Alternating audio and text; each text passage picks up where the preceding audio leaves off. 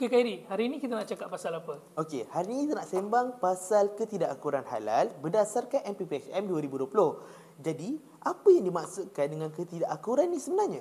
Ketidakakuran ni adalah ketidakpatuhan terhadap peraturan ataupun syarat-syarat pensijilan halal yang telah ditetapkan oleh JAKIM. Oh, faham. Jadi, ketidakakuran ni boleh berlaku dekat banyak bahagian lah, betul tak? Betul, ia boleh berlaku dekat pelbagai peringkat dalam syarikat.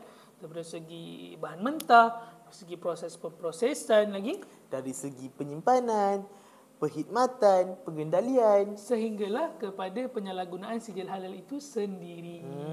Jadi, hati-hati korang. Lagi satu, ketidakakuran ni boleh dibagi kepada 3 jenis. Okey, yang pertama adalah ketidakakuran kecil, yang kedua adalah ketidakakuran besar dan juga yang ketiga adalah ketidakakuran serius. Jadi, kalau korang nak tahu setiap kategori dan tindakan yang dikenakan, jangan lupa like and follow. Comment and share, kita akan kupas selebih lanjut dalam next video.